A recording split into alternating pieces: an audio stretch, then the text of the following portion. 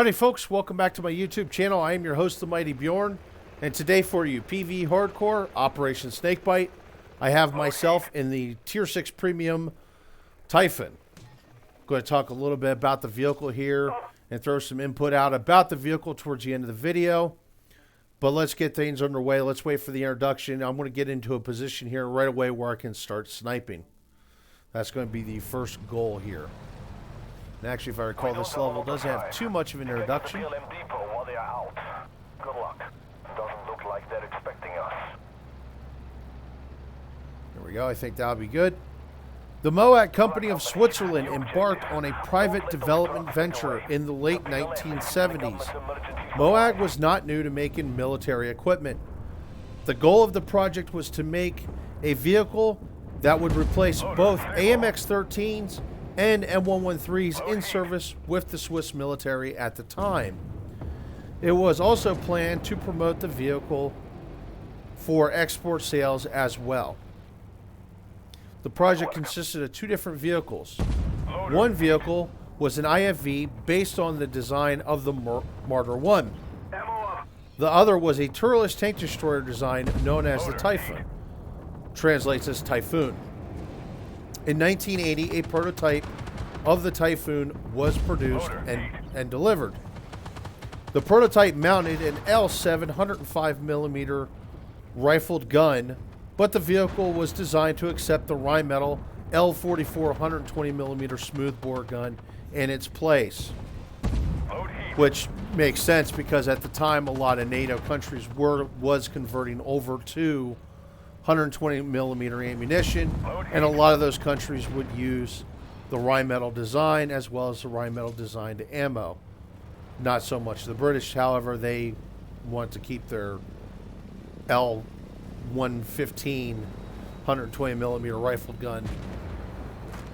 The vehicle only had a combat weight of 26 tons. It was powered by a Detroit 8V71T diesel engine. The engine could produce 575 horsepower. That made the vehicle quite fast and nimble. Problems with the vehicle, however, was quickly noticeable. The armor was noted for being very thin. The thickest armored area was only around 50mm thick and would protect from 25mm autocannon fire or shrapnel adequately. It was felt that the vehicle was quite inadequate in the realm of protection for its four-man crew. It was also felt that it would not be effective to respond to fast incoming threats, as the main gun could only traverse 15 degrees to the left and to the right. At the time, most vehicles would be getting away from turretless tank destroyer designs anyway. Germany had the Panzerkanone 90, which I don't even believe was in production anymore at that time. I believe you got the Raketpanzer, I think it's Raketpanzer, which is essentially a Panzerkanone, with the gun removed, an armor patch put over its place, and a tow missile or a hot missile launcher system put in its place. The Russians by that point had already started phasing out the ASU-85s, mostly because, well, it didn't have a turret and the gun was felt quite inadequate for the vehicles that was coming down the pipe. Essentially, the Leopard 2 and the M1 Abrams. The only ones that were welcome and married to the idea of using a turretless tank destroyer design was the Swedish, with the STRV-103, the Stridsvagn, or the S-Tank as most also commonly known as.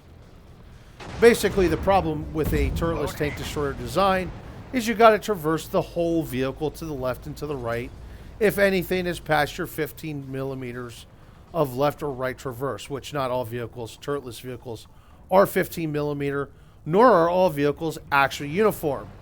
In case of the Hetzer. The only reason I'm bringing up the Hetzer in this case is because Switzerland, at the time, also had G13 Hetzers in service. Or at least I think they did. They might have been removed from service by then.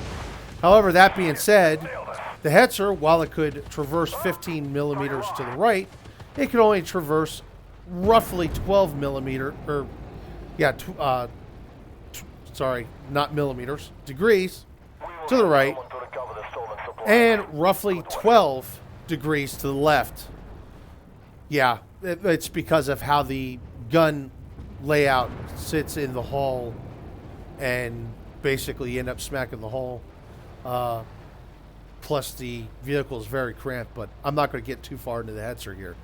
And yes, folks, while it was a German World War II design, Switzerland would actually clone the design and modernize it quite a bit, and they would actually use it for quite a while. So if you're interested, take time, look it up. G13 Hetzer. It's a completely different Hetzer than the Jagdpanzer 38T. All that being said, the Swiss military expressed no interest in the Taifun vehicle, and it seems the project was canceled. I could not find any additional information about the project outside of the Swiss military saying, no, we're not really interested. So, in armored warfare, what do we have? We have a Tier 6 turretless tank destroyer. That makes it unique in itself is because this currently, at the time of recording, is the only turretless design in the game. And yeah, this design can be quite a bit of a nuisance. However, it does sport excellent camo. And that's even without the camo paint, even though I have camo paint on mine. Also, it's got a 120 millimeter main gun. Yeah, they put the 120 on this instead of the 105. And it's actually got a really fast reload. Under 6 seconds, actually under 5.5 to be exact.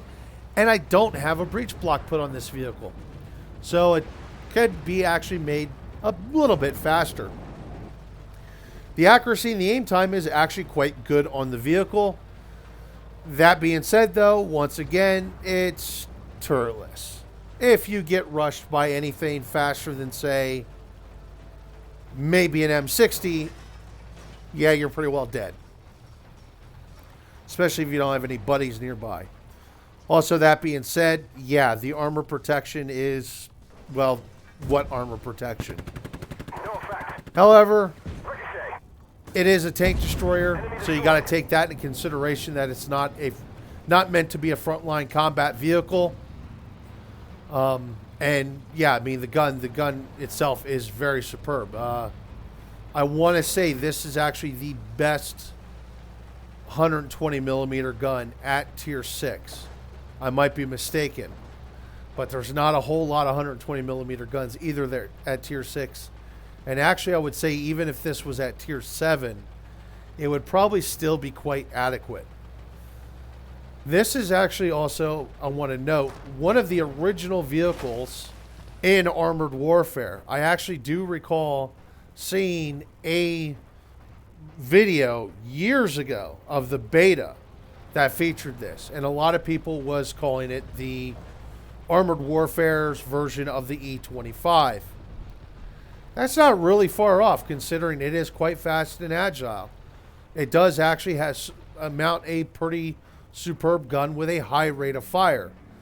All that, it makes it a quite effective tank destroyer. All right, so anyway, let's call the game a little bit, wrap this replay up. And right now, I'm pretty well just sitting here chilling. I don't really want to spot anything because I don't feel like being spotted myself. So I just want to take and hide in a bush. I'm going to camp bush like a bitch and just snipe, because that's what this vehicle does well. Snipe. About to get another shot here. And I got that shot got blocked, but that's fine. I'll still take that hit.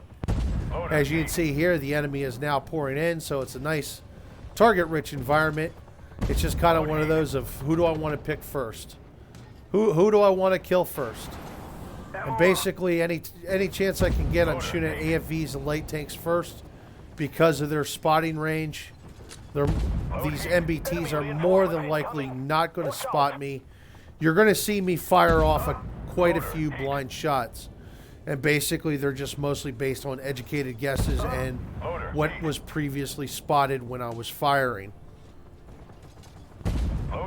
And I tried to finish off the Martyr 2, or the Merkava there. It's actually a Merkava 3, and it didn't work out, but there we go. I just finished it there. Let's get the game reloaded, fire the gun again. And basically at this point of the game, I am a quite busy person. And that's pretty much going to be the game right now, is pretty much sitting back, firing, looking for weak spots and firing. It's got a very effective Sabo round. I like to use the heat in it, though. The heat hits quite hard. And we're just going to continue firing here. And the nice thing is they're trying to capture a point right now. So even if I fire and I see that defense pop up, I know I hit the target. Here we go. It looks like we're gonna finish this this Leclerc up. Gonna keep on him. There again. And I think at this point we're about one more shot away from killing that Leclerc. And there we go. That finished it off. Okay, now we got a BMP. So there you go, almost 700 damage from a heat round. There we go, that vehicle's destroyed. So there we go, got a bunch of vehicles destroyed. And see there, I popped smoke too, just to make sure that BMP-3 was not going to spot me. Now, as far as I'm aware of, I still actually have a threat to my north, my left side. Sorry, not to my north, it'd be to my west, which would be my right side. But he has not made an appearance yet. He hasn't spotted me. So I'm just going to keep pumping shots. And I'm the last guy here. Now, it so happens I hit something. And apparently I'm still hitting it. So I'm just going to keep on shooting right now. I don't know how much damage I'm doing. It don't really matter to me. I'm just going to continuously keep getting the cap reset. So that way, either I'll kill everyone or we'll run out of time. Honestly, at this point, I was thinking to myself, this game couldn't finish soon enough. Let's get this time expired so I can get out of here. Since I'm the last one left alive, I can't afford to be spotted. Because more than likely, I would end up getting destroyed if I was spotted. Because, I mean, 691 hit points. So just going to keep pouring it on here with the heat rounds. Keep blind firing. We got them zeroed in.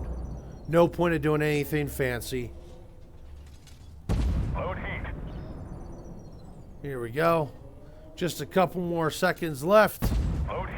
And at this point, I'm getting pretty damn excited. I'm ready to get out of this match. Everything went quite poorly this match. It would have been better if things turned out a bit different here. But anyway, folks, there we go. I did 21,167 damage. That's actually quite good for a tier 6 match. It's not the highest I've ever seen, but it's still pretty damn good. Destroyed 6 enemy vehicles, spotted 1, and got myself the blue star.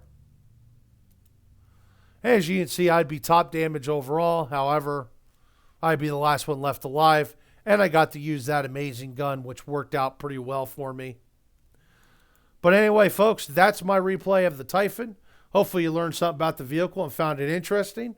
Thank you very much for tuning in, and have yourself a wonderful day.